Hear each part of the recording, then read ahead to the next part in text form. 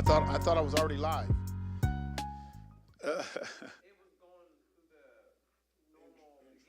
Oh, yeah. Let's go ahead and go live.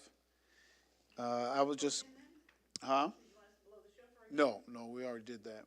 We already did that. So we'll go ahead and get live. And um, we we I just what I was doing, and those who are coming on right now, we were just going over some of the announcements. We got the feasts that are coming up. And the seventh month, we got Feast of Teruah, which is blowing of the trumpets.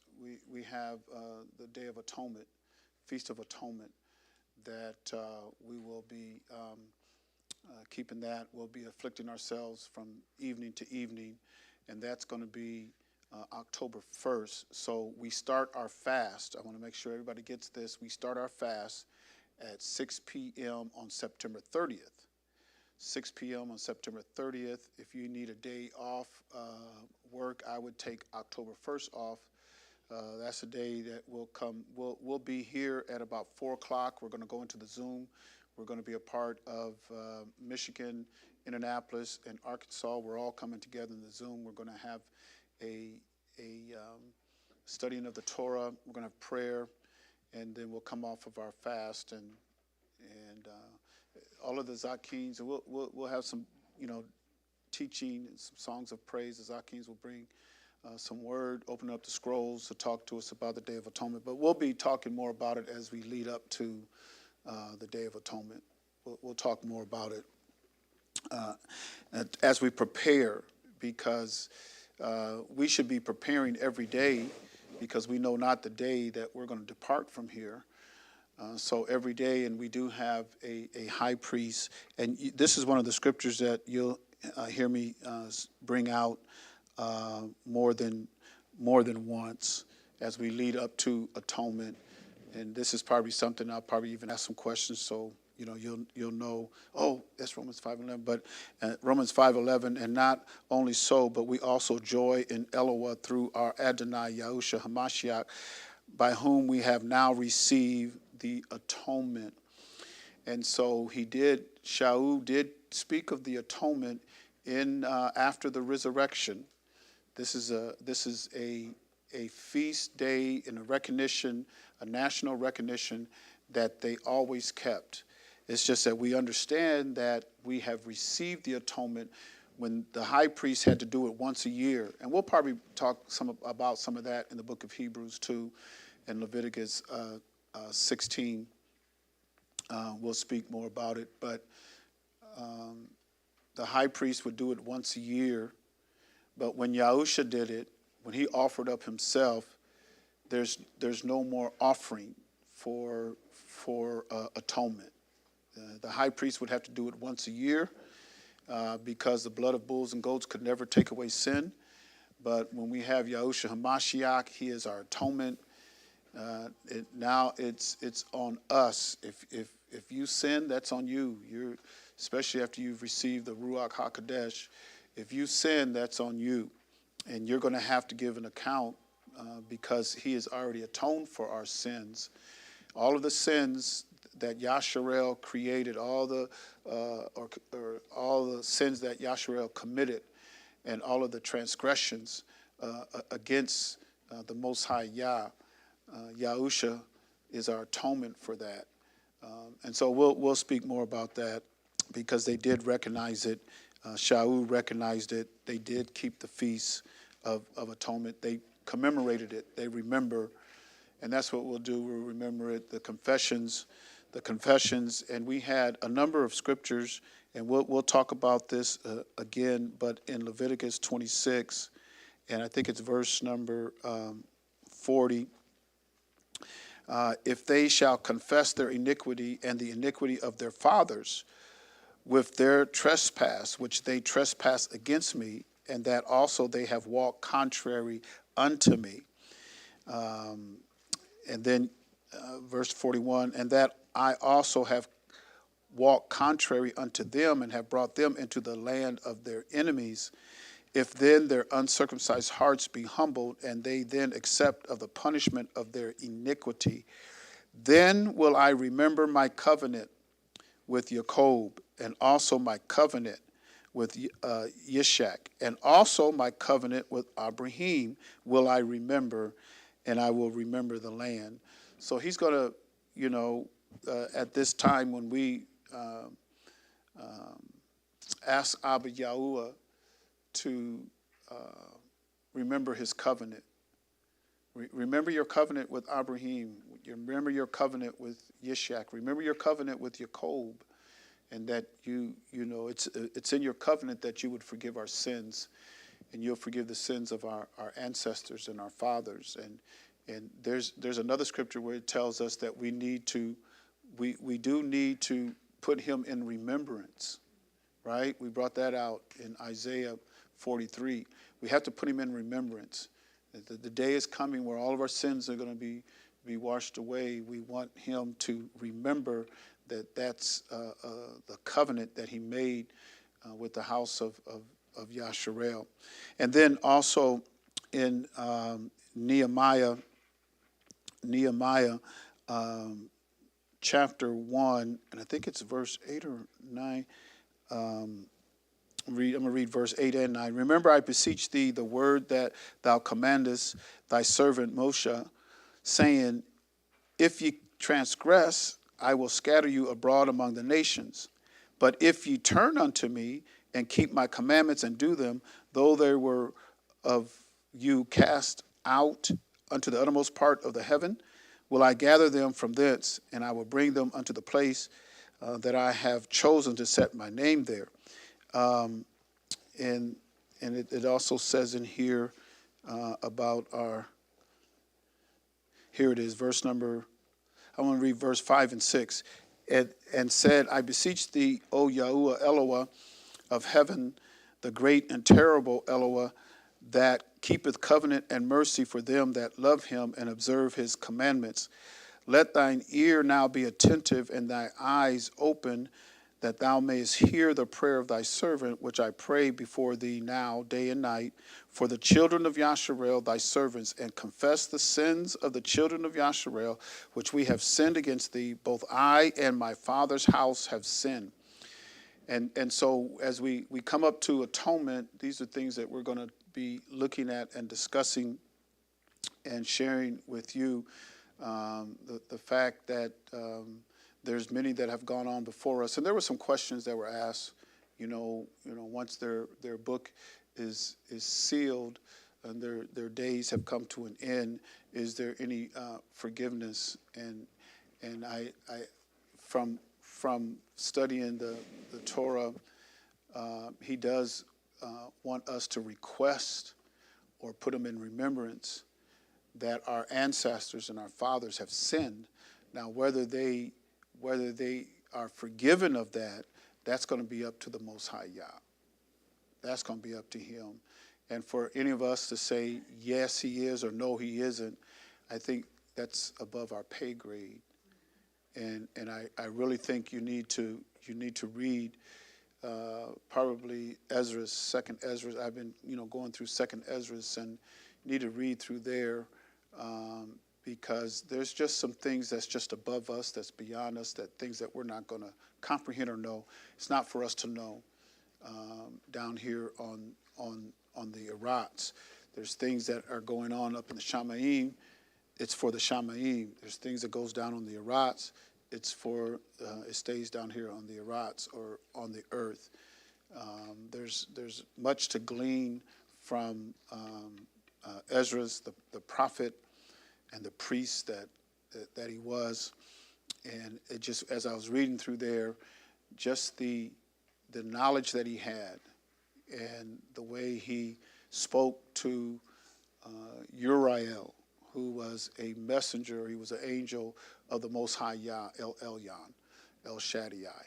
He was his messenger, or one of his angels, one of his beings up in the Shamayim, and how Ezra talked to him and was asking of him certain things, and how he would respond back to Ezra. So much to learn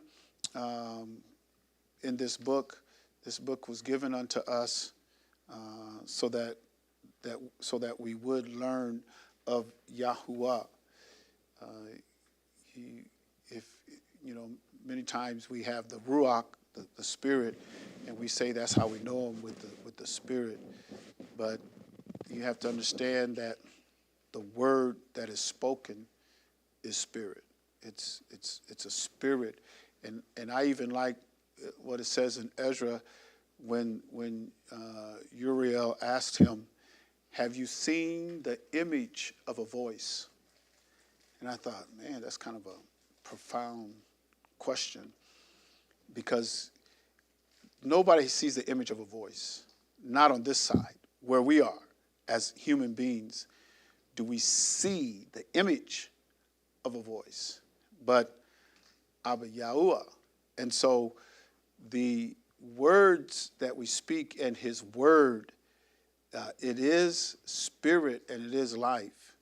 All of the oracles that were spoken from the Shamaim, and when we fall, or not fall, but when we are in unity, or we come under those oracles, there's a certain image of us that is portrayed out to the world, because the voice and the word of Yahuwah will bring an image.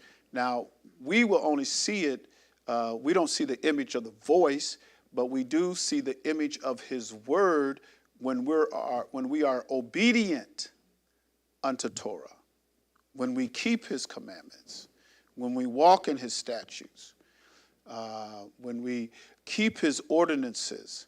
Then we take on a certain persona. We take on a certain image. We take on a certain personality. Those who keep his Torah and his instruction, and it's very important. It's very important that we realize if you don't obey his Torah and you transgress his commandments and his laws, then you're not his. You're not bearing that image of Yahuwah. You're bearing the very image of the adversary to Yahuwah, who always wanted to go against him. Just like our adversary always wants to go against us. You can try to do good. He's going to be there trying to get you to do evil all the time, because that's how he was with the Most High. That's how he got kicked out and excommunicated, and it says, on your belly shall you go, which means on the earth, in the dust of the earth is where he's going to be consumed and everything. He was kicked out of the Shamaim, out of that glory, into this world. He was out of that chamber into this chamber down here, and never to get back. The closest that he can get, to Abba Yahuwah now is through his people. That's as close as he can get. And it even says that in Revelations, the 12th chapter, he went after the woman. He went after Israel. Wherever she went, wherever the nation of Israel went, that's where he went. He went after her to consume her.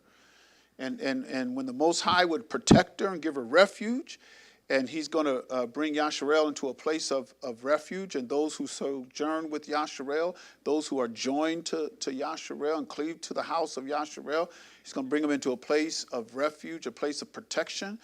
But he's not going to be done. Like it says in Revelation 12:17, he says he's going to search out the whole earth and try to find the children of the seed. And the way that he's going to find them is through those who, well, let's look at it. This is how he's going to find them in Revelations 12:17.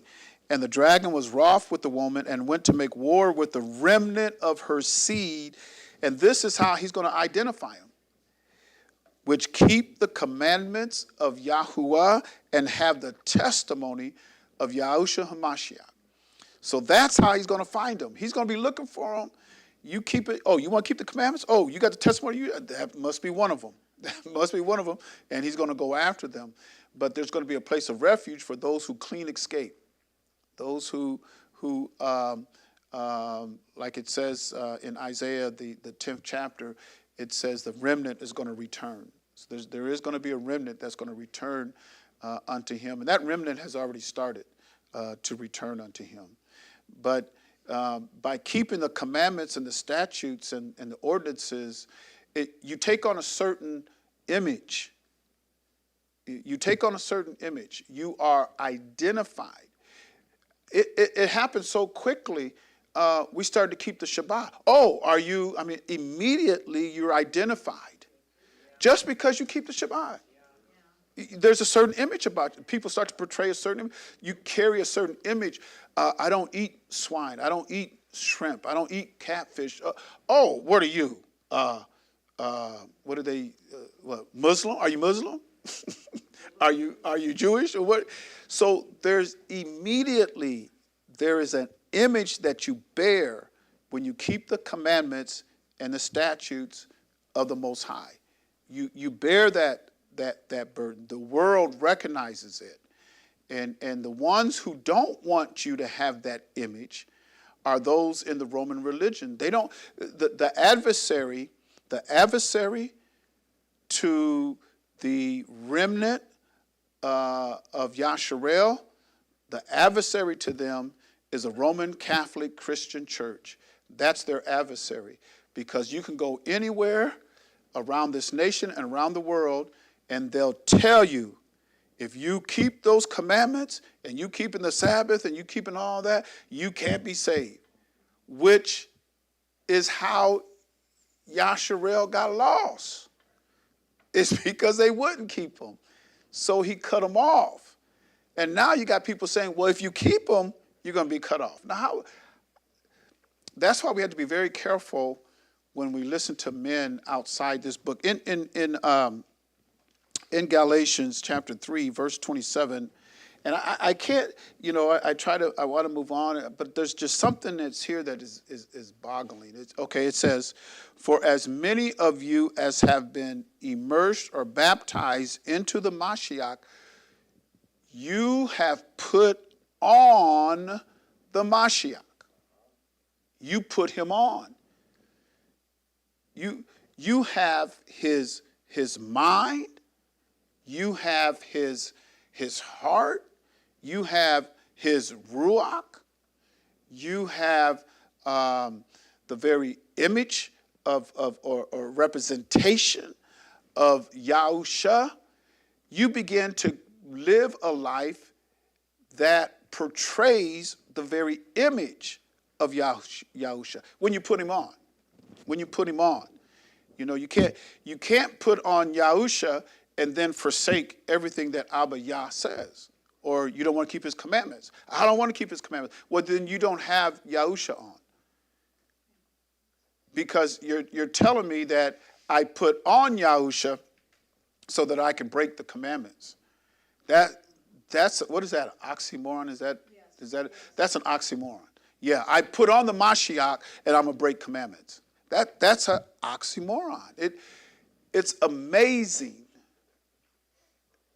It's thought-provoking. For people who say they follow a Jewish Messiah, they follow a Torah teaching, Torah living Messiah, anointed one, the Mashiach. That's who they follow. And yet, they don't want to do what he does. So there's something wrong. Either you're following the true Mashiach or you're following a false Mashiach. And it's sad to say that many that are caught under that deception, they're not going to make it. It's sad. I mean, you want everybody to make it. You want family, you want friends, you want loved ones, you want everybody to make it. All those, hey, no, you guys, we got to make it. And well, I don't believe you have to. Well, that's okay. I think we can still make it. Not if you put the Mashiach on. If you put the Mashiach on. Where does it say? Is it Philippians? What is it? 3 and 5. What does he say? Let this mind be in you.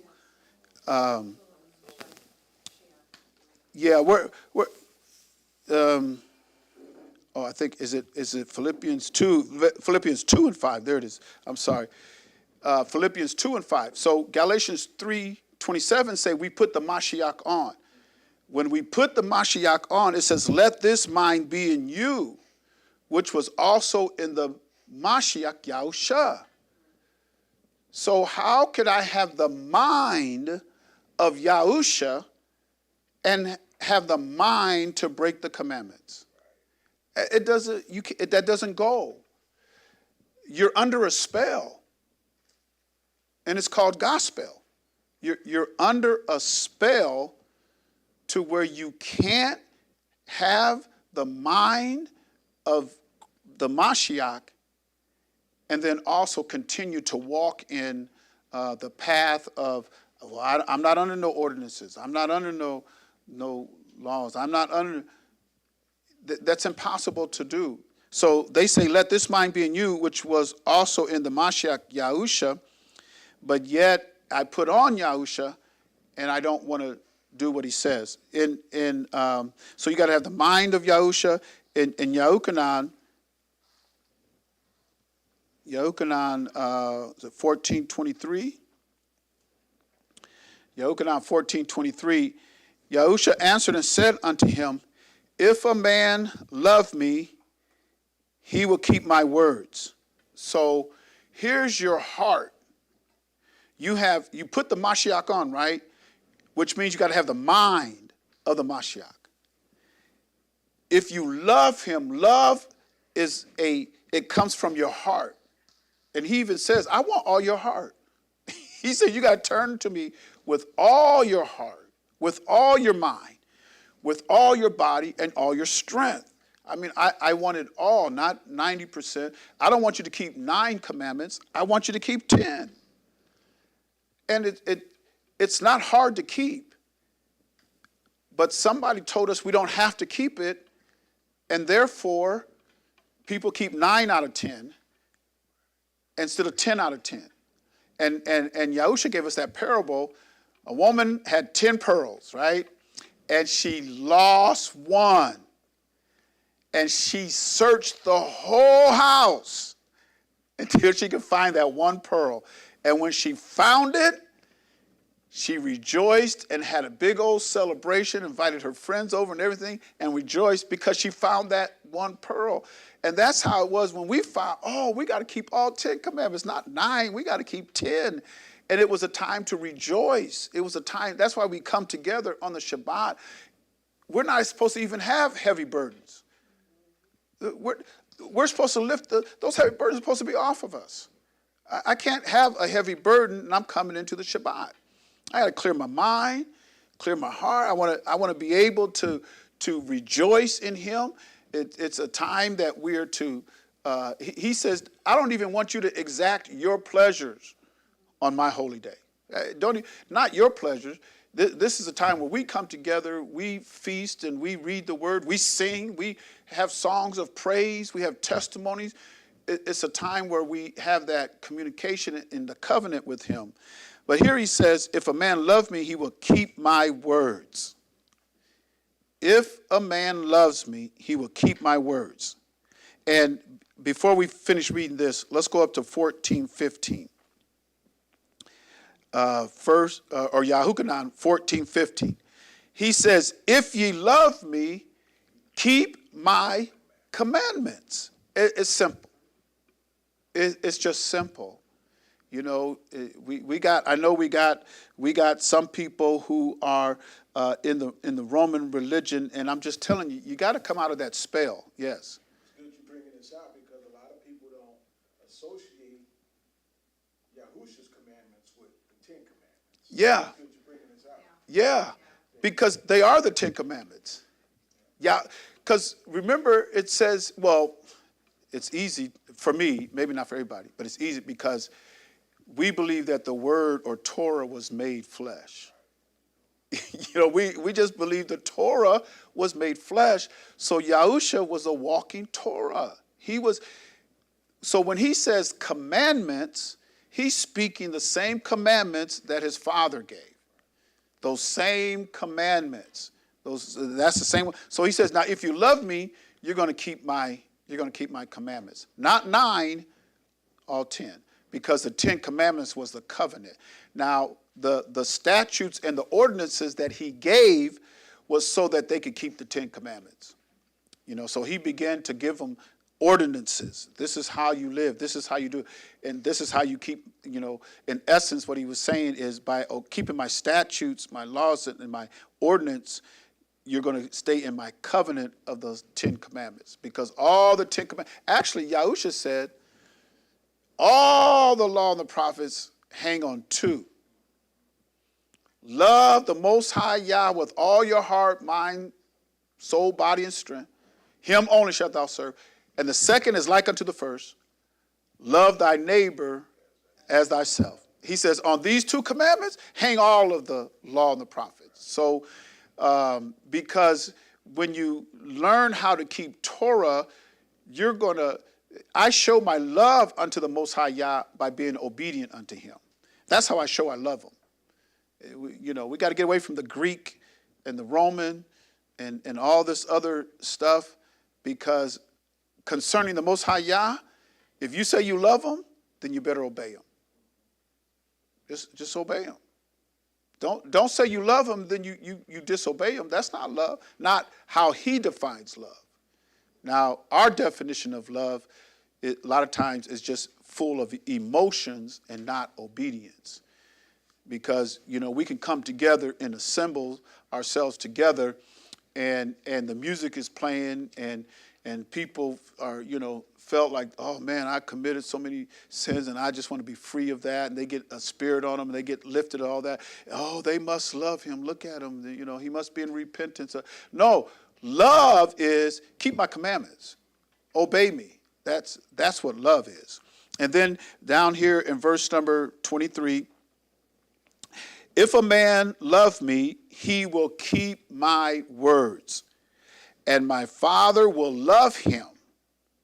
And so we have the love of Abba on us if we are obedient unto the commandments. So we love him. It's reciprocated. He loved us first. Yeah. He loved us first, and then we reciprocated back to him by being obedient unto him. So we show our love to him by being obedient, because he showed his love unto us when he chose us. And he even said, you didn't choose me, I chose you. You were nothing. Even in Ezekiel, the 16th chapter, he says you was polluted in your own blood, in your own nativity. He said, but I loved you. I took some love bands and I swaddled you and loved and cleaned you up and made you into a great nation. And then how did we repay him? How did we repay the Most High Yah after he made us into a great nation? Oh, we went against commandments. We broke his Torah. We got into idolatry. And so that's how we repaid the Most High Yah. He says, and we will come unto him and make our abode with him. And so that abode is that dwelling. Yahusha says, you put me on, we're going to come, we're going to abode with you, we're going to dwell with you. And where do you think he wants to dwell? And to me, this is so profound, because when it says in second Ezra, I think it's the 7th chapter, he talks about the image of the voice. So when we love him and we keep his commandments, we take on this very image and likeness of him. And anybody who professes that, yeah, Yahusha is with me, I've got the Ruach HaKodesh, because this is where a lot of people are going to have to really give an account in that day. Going to have to really give an account.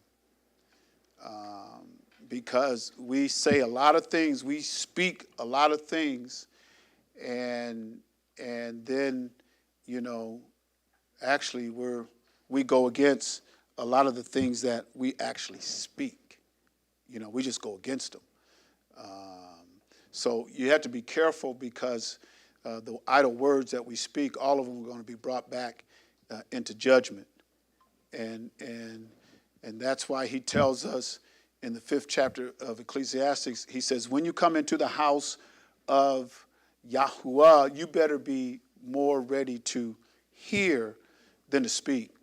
And you got a lot of people, they come into the house and they want to get to talking. Let me speak. I got a testimony. Let me say, and they want to do all the talking, and it's okay. Now, be careful, because your mouth is going to cause your flesh to sin because you did all this big talking.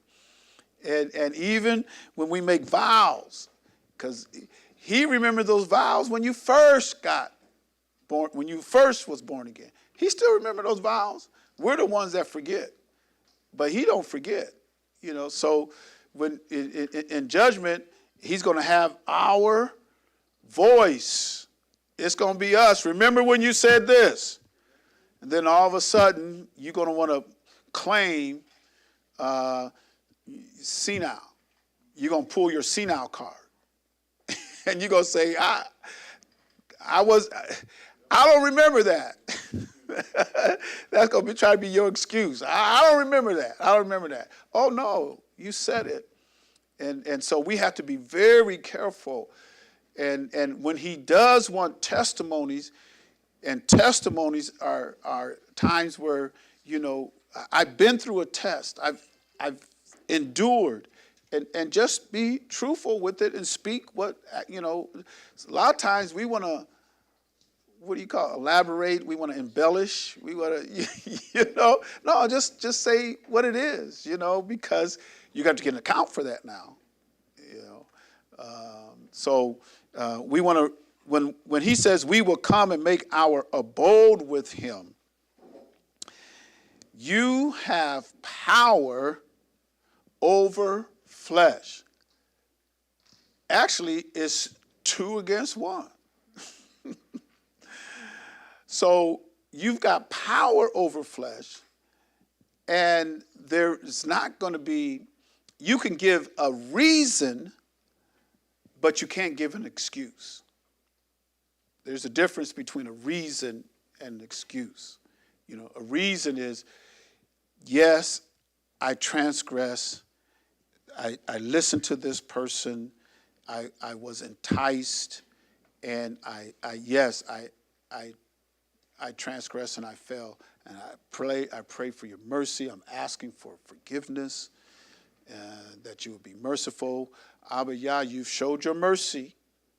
You showed your mercy. We see it over and over in your book where you showed your mercy. And I plead for, you can give a reason, or you can say, you can give an excuse. That wasn't my fault. They did it. Or you start pointing the blame and do what Adam did. He pointed to his wife, and then she pointed towards Satan, and then he looked to his right, and there was nobody there. He couldn't point to nobody. So they all 3 was cursed, all 3 of them. So we had to keep his. Back to Galatians 3:27. So when it says that we put on the Mashiach, we are covered with him. We bear the image. I'm trying to think. I think it's in Romans. I don't know exactly where it's at right now, but it's in Romans where he talks about always bearing about the body. Yeah. Is that the 7th chapter, or it's in Romans 7th or 8th chapter, I think. It talks about that. I think it's one of those chapters. But I know it's in Romans. But always bearing about the dying of Yahushua HaMashiach. Huh? Oh, is it 2 Corinthians? Okay, well, okay, 2 Corinthians 4:10. Yeah, there it is. So let's go up to verse 7. Let's start at verse 7, 2 Corinthians 4 and 7. And he says, but we have this treasure where? In earthen vessels, which is the Ruach HaKodesh. We have the Ruach in earthen vessels. And like Yahusha says, we're going to make our abode with you. That is the Ruach. That's the Ruach. We have it in these earthen vessels, that the excellency of the power may be of Eloah or Yahuwah and not of us. So when we have the Ruach and it demonstrates power, you better let it be known, this is the Most High Yah. This, I do this in the name of Yahusha. And don't try to get no glory, still no glory for yourself. He gives us an example of that in the book of Acts, where it was King Agrippa or King Herod's brother or somebody, and he was speaking and he was doing an oration. He was speaking out in public, a great orator he was, and he was speaking, and he didn't give no glory unto the Most High Yah, and so Abba Yah allowed him to be ate up of King Herod.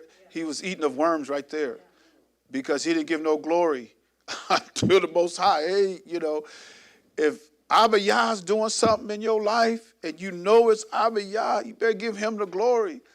Yahusha healing is the children's bread. This is done by the hand and the power of Yahusha. No glory of my own. So the power be of Yahuwah, that the excellency of the power may be of Yahuwah and not of us, who are troubled on every side, yet not distressed, perplexed but not in despair, persecuted but not forsaken, cast down but not destroyed. And many of us can relate to these events. We can relate to this.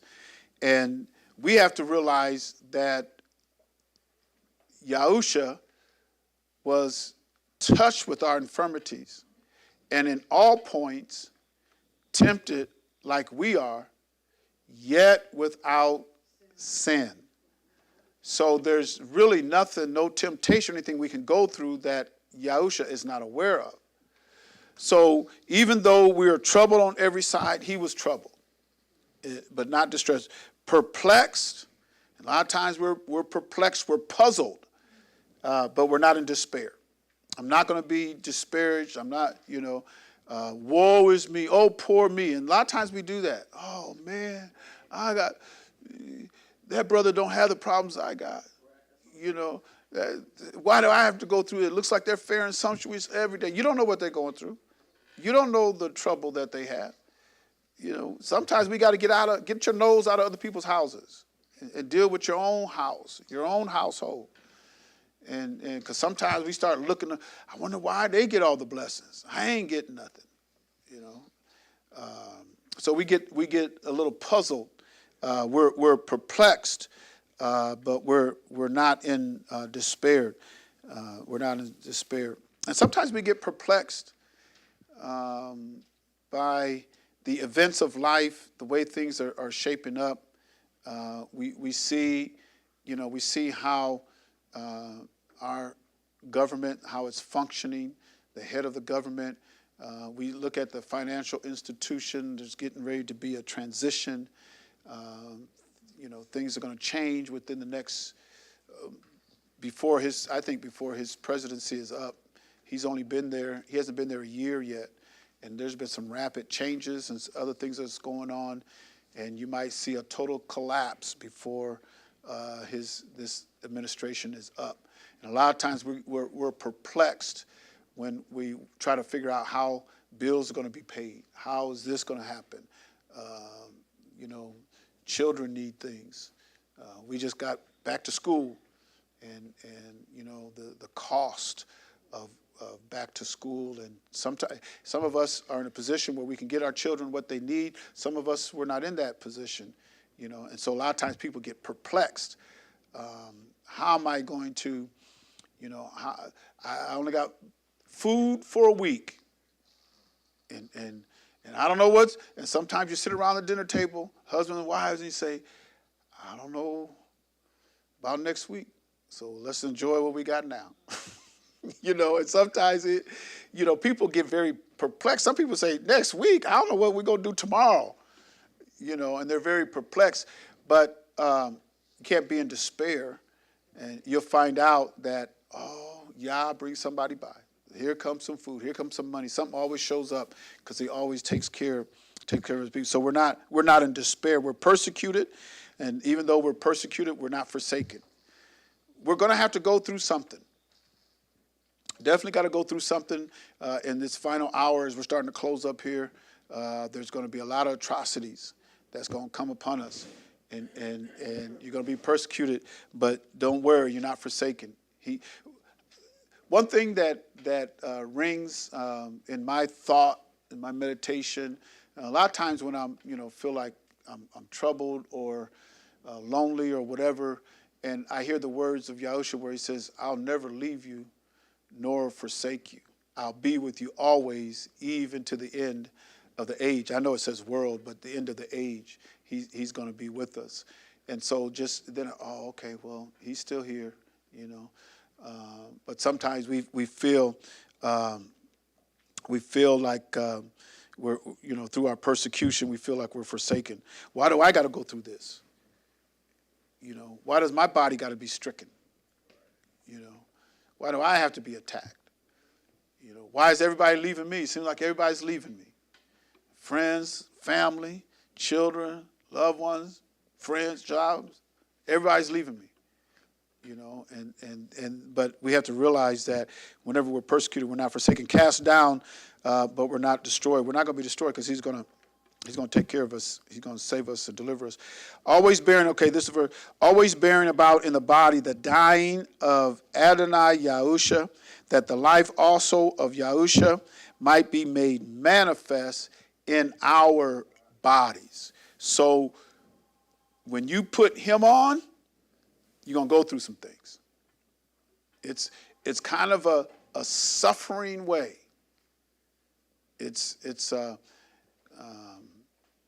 Some of us suffer more than others. And then some of us, we started off, it was a suffering way. We started off with nothing. You might see me now and you think, oh man, they doing pretty good but you didn't see where I started.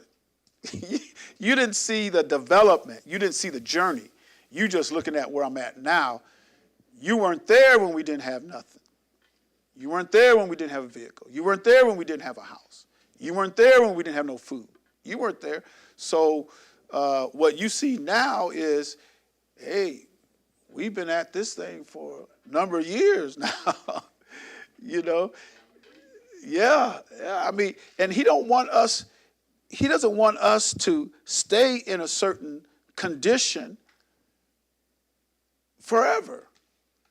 There is a growth and a pattern with him to where we are maturing, we are growing, we are developing, we are receiving. He even says, it says it in Luke, I think the 6th chapter, 7th chapter. He says, give and it shall be given unto you.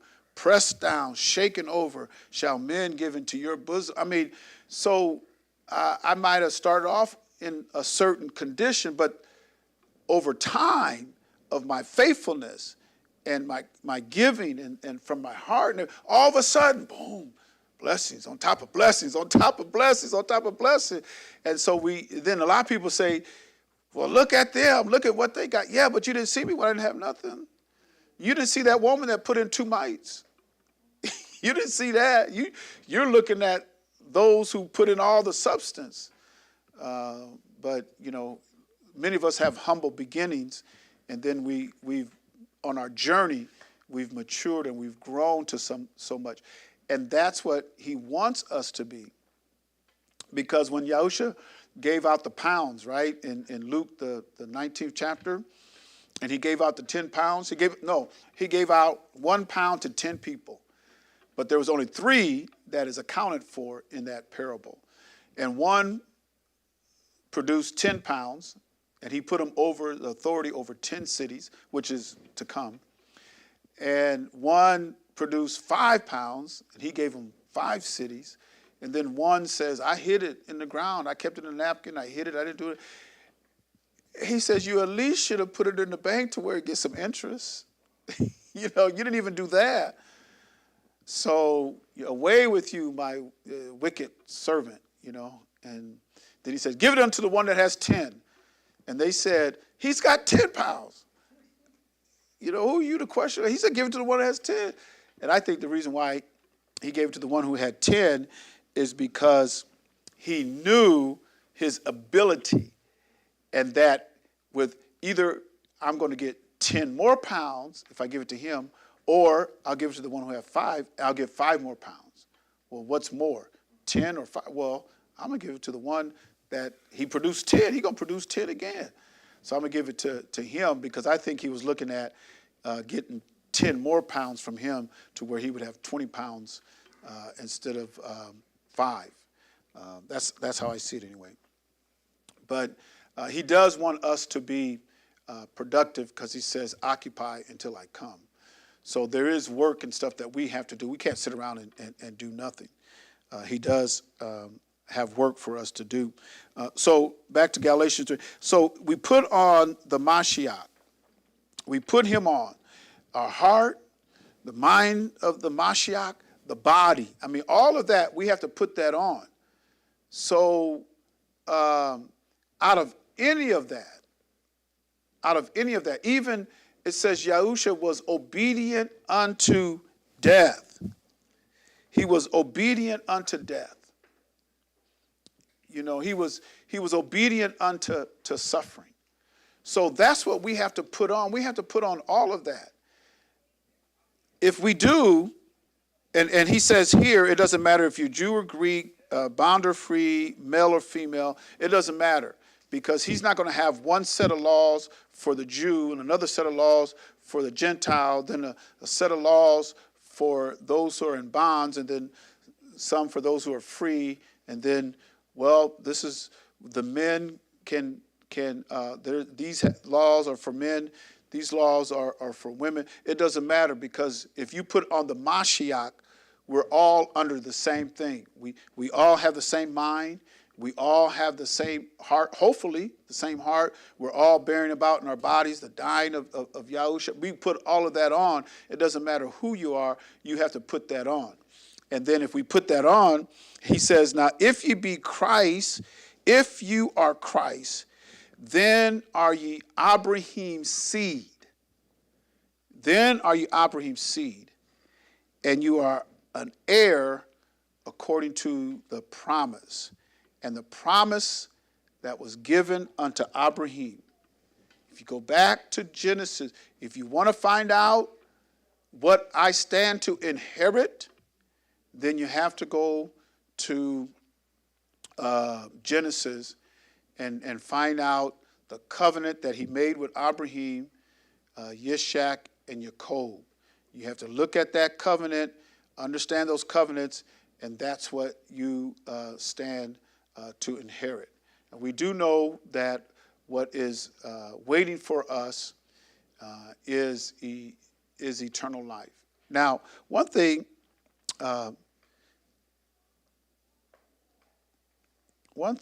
in Matthew chapter 7 and verse 14.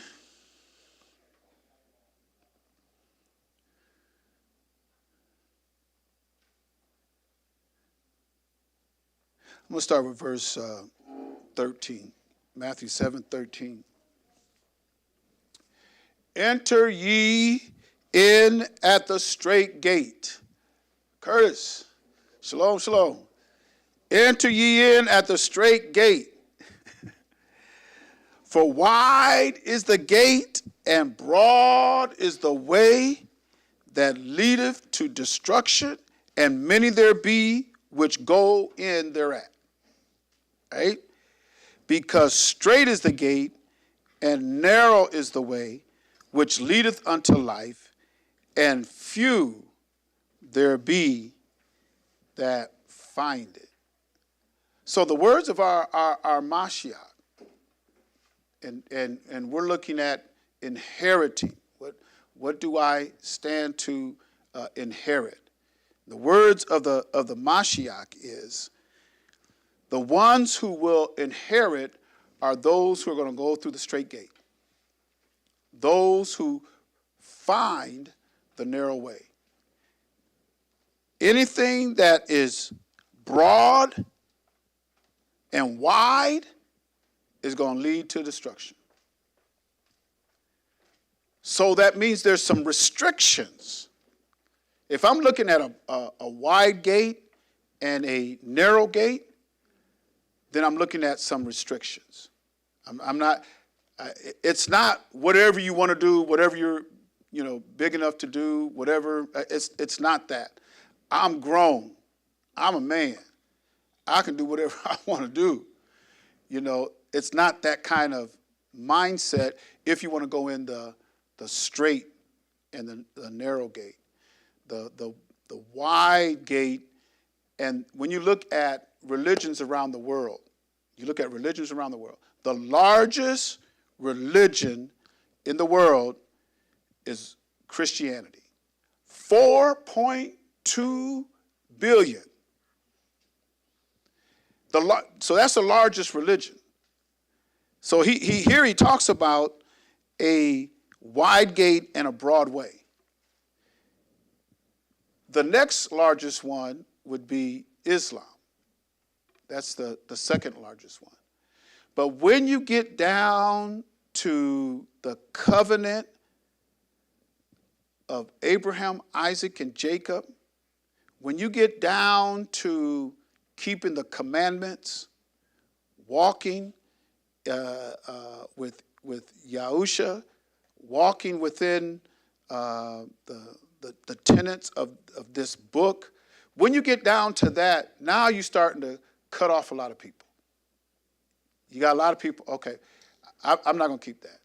When you talk about the dietary laws, oh no, I can eat anything. Yeah, I was almost going to go with y'all, but when you say I can't have no bacon, no pork chops, I can't have no swine, I can't eat catfish every Friday. When you say I can't do that, I'm giving up my shrimp. Nah, I can't go with you there. So when the way starts to get narrow and straight, then people start dropping off. When the way gets to a life that the Mashiach lived, when it talks about holiness, righteousness, Yahuliness, they call it godliness, Yahuliness, when it talks about that type of life, a lot of people don't want it. When it talks about a suffering life, a lot of people don't want it. A lot of people don't want it. Remember we read this on the Shabbat in Hebrews, the 11th chapter, and I think it's verse...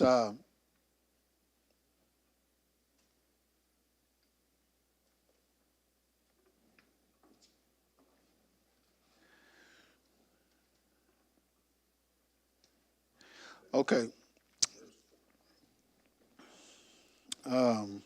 This last part here, they really talk a lot about what they went through. I'll start at verse 34.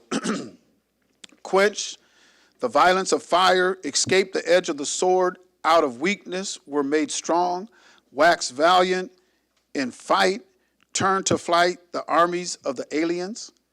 Women received their dead raised to life again. Others were tortured, not accepting deliverance. Now, there's not too many of us that will go through torture and say, and somebody come to, I come to rescue you. I come to, oh no, let me stay here. I'm rather enjoying my torture. Ain't too many people gonna say that. Yeah, I'm getting out of here.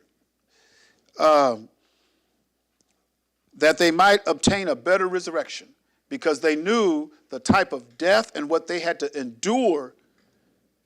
They knew they were going to have a better resurrection. And that better resurrection. Remember I was saying on the Shabbat, when they asked you, how did you get here? What was your ticket into the kingdom? What did you go through to get in the kingdom? See, this is their better resurrection. Because many of them will tell you, I was stoned. I was stoned to death. How'd you get in here? They took my house. I lost my car. I was stoned. So they're going to have a better resurrection. I was fed to lions. For Most High Yah. They wanted me to break the Shabbat and on the first day pray unto their image and their God. And I say no, and they killed me. That's my ticket in here. Because most of us, if it's come to, you got to face death or be obedient unto the book, most of us would rather, I'm going the easy way out. What I got to do to get out of this? I want to get out of this mess. So that, but they wanted to obtain a better resurrection because they knew they were going to rise again. They knew they was coming back. And when they came back, they was going to have a testimony. Our mindset, because if we have the mind of the Mashiach, we know that Mashiach is Christ. Christ, the anointing. I'm used to saying certain things. Mashiach is Christ. Yeah, Mashiach, Christ. So if we have the mind of Christ, then we know that, how many years did he live? 30-some years. He started his ministry at age 30. So 30-some years he lived. Almost everybody here besides the youngsters, short-leggers over here, everybody here is over 30. We've lived longer than the Mashiach, or Christ, and the Anointed One. We live longer than him. We ought to know of the resurrection. So if I know I'm going to be resurrected, why am I afraid of what man can do to me? Why am I afraid of what man can do to me? I know the Mashiach, he was in the grave 3 days, boom, got up. And it says he's the first fruit. Now these were in the Old Testament and they knew they was coming back. So they knew of the resurrection. So they want to have a better resurrection. So, we can't be afraid to go through what we have to go through. Many of the tests and trials that we have, they don't even compare. What did Paul say? He says, for I reckon that the suffering of this present time is not even worthy to be compared to the glory that's going to be revealed in us. So whatever I'm going through, it's not comparable to the glory that's going to be revealed. It's not even comparable to it. They talked about me. So what? So what they talk about you? They threw rocks at me. Oh, okay, they threw rocks at you. Are you dead yet? You still living? But a lot of times we feel like we're better, yes.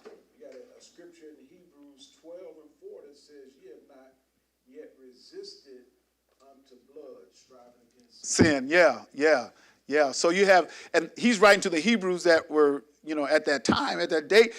He's saying, y'all ain't gone through what these folks went through. Y'all haven't, not yet, because you had some who were martyred after that, but he says, not yet, y'all haven't suffered. And there's many of us who live our whole life and we never suffer unto blood, to where they took our life because of what we believe. Many of us, we haven't got there yet. I'm still standing. So my life hasn't been taken for what I believe in, because I'm still here. But many of them, what they believed in, their life was taken, but they weren't worried. Because they knew they was coming back, a better resurrection. And others had trial of cruel mockings, scourgings, yea, moreover, of bonds and imprisonment. They were stoned. They were sawn asunder, which means they were cut in half. James, Jacob was cut in half. Our Messiah's brother was cut in half. were tempted, were slain with the sword. They wandered about in sheepskins and goatskins, being destitute, afflicted, tormented, of whom the world was not worthy. They wandered in deserts and in mountains and dens and caves of the earth, and all these, having obtained a good report through faith, received not the promise. They haven't got it yet. Elohim, or Eloah, God, having provided some better thing for us, that they without us should not be made perfect.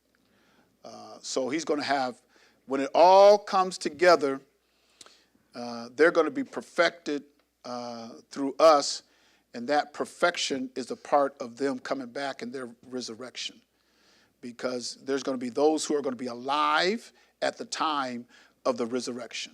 You're going to have some of those who survive, and they're going to be here alive at the time of the resurrection. So it's all going to be made perfect in time. All right, but Yahusha, what he was saying here in Matthew 7 and 14, because straight is the gate and narrow is the way that leadeth unto life, and few there be that find it. That straight and narrow way. That straight and narrow way. I like how Ezra talks about this. This is in 2nd Ezra,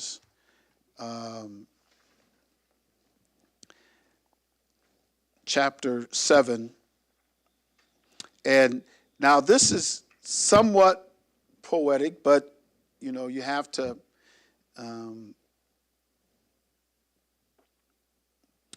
So I'm going to start at verse number 3. And I said, speak on, my Eloah. Then said he unto me, the sea is set in a wide place, that it might be deep and great. But put the case, the entrance were narrow, and like a river. Who then could go into the sea to look upon it and to rule it? If he went not through the narrow, how could he come into the broad? That real narrow passage. There is also another thing. A city is builded and set upon a broad field, and is full of all good things.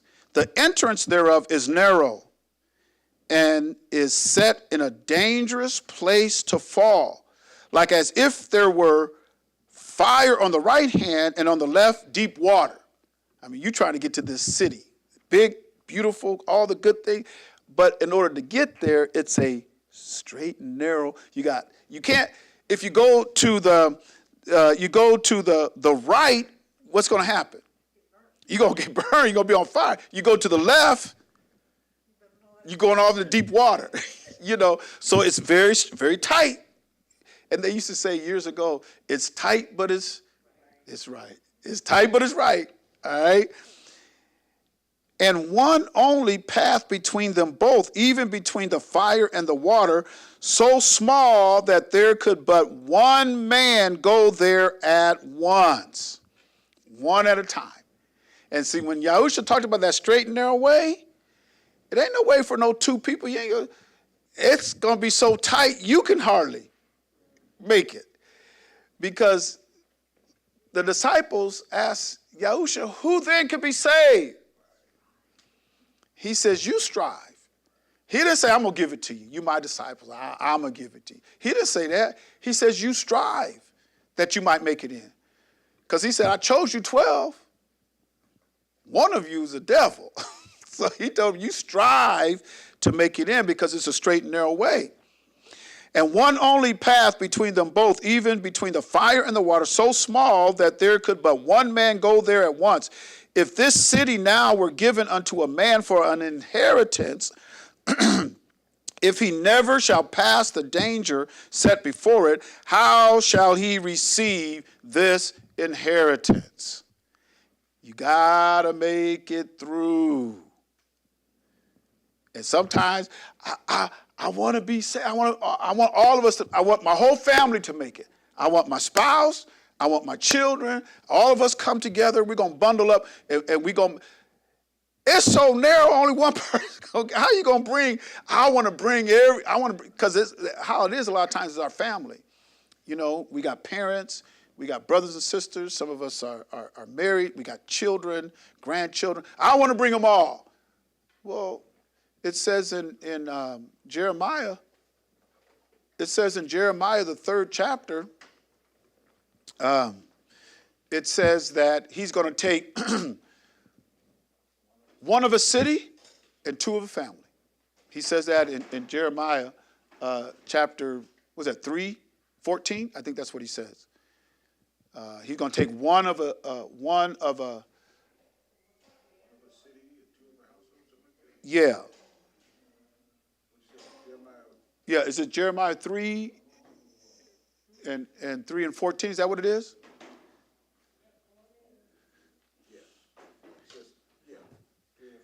Jeremiah 3 and 14. Turn, O backsliding children, saith Yahuwah, for I am married unto you, and I will take you 1 of a city and 2 of a family, and I will bring you to Zion. So it ain't no Broadway. It ain't no, I want me and all my family to make, no. He said, I might take 2 of a family. I'm going to take 1 of a city and 2 of a family, right? And I'm going to bring you to Zion. So back in 2nd Ezra, where we were, 2nd Ezra 7, and the verse, I think it's, verse number 9. How shall he receive this inheritance? And I said, it is so, Adonai. Then said he unto me, even so also is Yasharel's portion. Yasharel's portion. He does have an inheritance. And that's why he says, anybody who is immersed in the Mashiach, they put on the Mashiach. And then if you are a Mashiach, then are you Abraham's seed and heirs according to the promise, right? He says here, even so also is Yasharel's portion, because for their sakes I made the world. And when Adam transgressed my statutes, then was decreed that now is done. Then were the entrances of this world made narrow. Because you're going to find out what Adam had. He had everything, and he had immortality. He had all of that. And so we'll read it, we'll find out. Then were the entrances of this world made narrow. What was made narrow? That pathway to get to where? He talked about the great water, where it was a very narrow river that you had to go through to get to it. And a lot of people couldn't get to the deep because of the river. Then he talked about that great big city, but you couldn't get in. One person could barely make it, right? So he says, so now it's made narrow, full of sorrow and travail. They are but few and evil, full of perils and very painful. For the entrances of the elder world were wide and sure and brought immortal fruit. So the entrances into the elder world, that was before Adam fell, before his transgression, because there was immortality there. There was, it was beautiful. For the entrances of the elder world were wide and sure and brought immortal fruit. If then they that live labor not to enter these straight and vain things, they can never receive those that are laid up for them. If you can't make it, there's a saying, if you can't make it with the footmen, how you going to run with the horsemen? Huh? Yeah. If you can't contend with the footmen, how you going to run with the horsemen? It's going to get tougher. It's going to get tougher. It's going to get tough, man. Then can never receive those that are laid up for them. Now, therefore, why disquietest thou thyself, seeing thou art but a corruptible man? And this is the angel Uriel talking to Ezra. And why art thou moved, whereas thou art but mortal? Why hast thou not considered in thy mind this thing that is to come, rather than that which is present? Because a lot of times we look at the present and our present condition, and we're not looking at what's to come. What's to come. And that's why Paul says, suffering in this present time, it ain't even, hey, y'all, it ain't worthy to be compared to what's going to be revealed in us. I mean, y'all looking at the present. I can't see what lies ahead because of my present condition. I can't. My present condition got me so in such a traumatic state of mind that I can't see what is out in front of me and what I stand to inherit. I can't see it because I'm so concerned about the present, my present condition. I can't pay my bills. I can't do this. I can't. I don't have a car. I don't have. People are so consumed when we should be concerned about those things, but we have to have balance. We can't allow those things to prevent us from seeing what's ahead of us. Everything has to be in balance, right? Because what it's talking about here is people get out of balance, and you got to just keep everything in balance. I know I have to work out my soul salvation. There's a lot. I got to occupy till he comes. I got to do all of this, but I got my eyes on the prize, Then answered I and said, O Adonai, that bearest rule, thou hast ordained in thy law that the righteous should inherit these things, but that the ungodly should perish. So we're going to see how many righteous folks there are. Nevertheless, the righteous shall suffer straight things and hope for wide. For they that have done wickedly have suffered the straight things, and yet shall not see the wide. So those who have done wickedly, you're not going to get to that wide, what we have prepared for us if you've done wickedly. Only those who are righteous. The ungodly is going to perish. And he said unto me, there is no judge above Eloah, I say Eloah because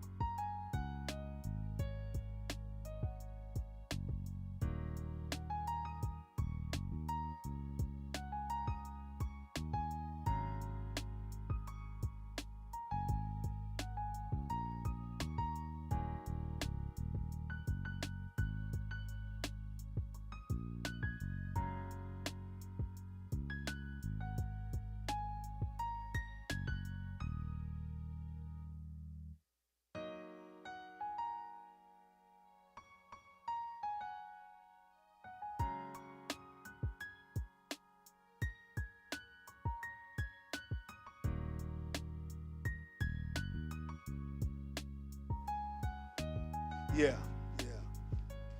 And I don't know what Deacon Eston does something to get that speaker to work.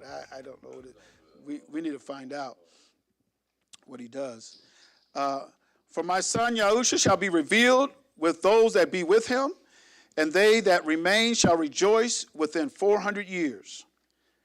After these years shall my son the Mashiach die, and all men that have life. And the world shall be turned into the old silence 7 days, like as in the former judgments, so that no man shall remain. And after 7 days the world that ye awake not shall be raised up, and that shall die that is corrupt. And I don't understand all of this. And the earth shall restore those that are asleep in her, and so shall the dust those that dwell in silence, and the secret places shall deliver those souls that were committed unto them.